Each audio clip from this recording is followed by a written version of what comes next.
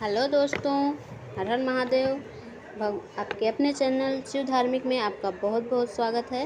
भगवान भोलेनाथ की कृपा आप पर और आपके परिवार पर सदा सर्वदा बनी रहे। तो दोस्तों, आज मैं हाजिर हूँ एक नए कथा के साथ, जिसको आप ध्यान से सुनें।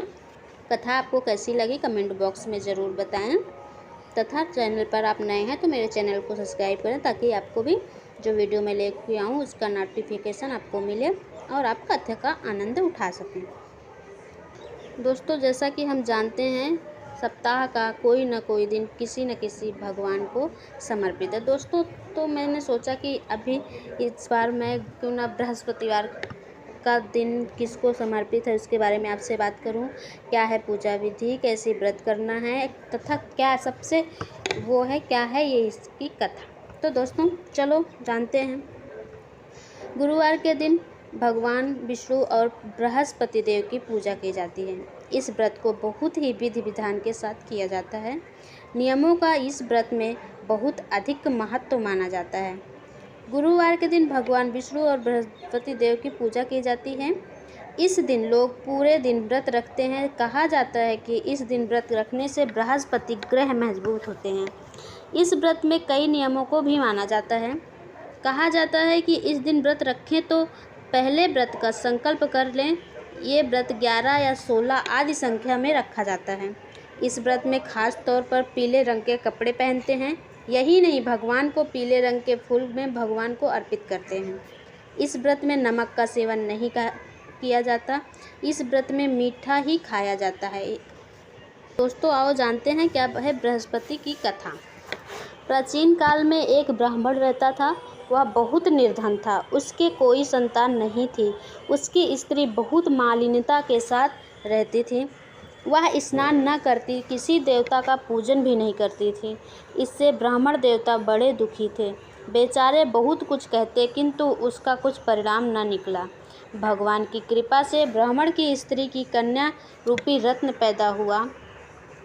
कन्या बड़ी होने पर प्रातः स्नान करके विष्णु भगवान का जाप हुआ बृहस्पतिवार का व्रत करने लगी। अपने पूजन पाठ को समाप्त करके विद्यालय जाती तो अपनी मुट्ठी में जौ भर के ले जाती और पाठशाला के मार्ग में डालती जाती। तब ये जौ स्वर्ण के जो जाते लौटते समय उनको बीनकर ले आती थी।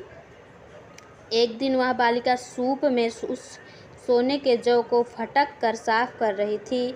उसके पिता ने देख लिया और कहा, हे बेटी, सोने के जौ के लिए सोने का सूप होना चाहिए। दूसरे दिन बृहस्पतिवार था। इस कन्या ने व्रत रखा और बृहस्पति देव से प्रार्थना करके कहा, मैंने आपकी पूजा सच्चे मन से की हो तो मेरे लिए सोने का सूप दे दो। बृहस्पति देव ने उसकी प्रार्थना स्वीकार कर ली। रोजाना की तरह वह कन्या जौ फैलाती हुई जाने लगी। जब लौटकर जौ बीन रही थी तो बृहस्पति देव की कृपा से सोने का सूप मिला। उसे वह घर ले आई और उसमें जौ साफ करने लगी, परंतु उसकी माँ का वही ढंग रहा। एक दिन की बात है कि वह कन्या सोने के सूप में जौ साफ कर रही थी।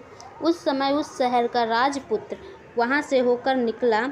इस कन्या के रूप और कार्य को देखकर मोहित हो गया तथा अपने घर आकर भोजन तथा जल का त्याग कर उदास होकर लेट गया।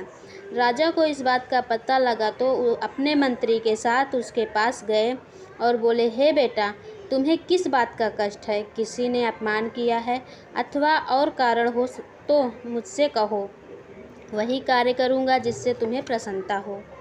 अपने पिता की बात सुनकर राजकुमार ने, मुझे आपकी कृपा से किसी बात का दुख नहीं है। किसी से विवाह करना चाहता हूँ, उस लड़की से विवाह करना चाहता हूँ जो सोने के सूप में जौ साफ कर रही थी। यह सुनकर राजा आश्चर्य में पड़ गया और बोला, हे बेटा, इस तरह की कन्या का पता तुम ही लगाओ, मैं उसके साथ तेरा विवाह अवश्य करूँगा। राजकुमार ने उस लड़की के घर का पता लगाया। तब मंत्री उस लड़की के घर गए और ब्राह्मण देवता को सभी हाल बतलाया। ब्राह्मण देवता राजकुमार के साथ अपनी कन्या का विवाह करने के लिए तैयार हो गए तथा विधि विधान के अनुसार ब्राह्मण की कन्या का विवाह राजकुमार के साथ हो। अब कन्या के घर से जाते ही पहले की भांति उस ब्राह्मण देवता के घर में गरीबी का निवास हो गया। अब भोजन के लिए भी वन अन्न बड़ी मुश्किल से मिलता था। एक दिन दुखी होकर ब्राह्मण देवता अपनी पुत्री के पास गए। बेटी ने पिता की दुखी अवस्था को देखा और अपनी माँ का हाल पूछा। तब ब्राह्मण ने सभी हाल कहा। कन्या ने बहुत सा धन देकर अपने पिता को विदा कर दिया।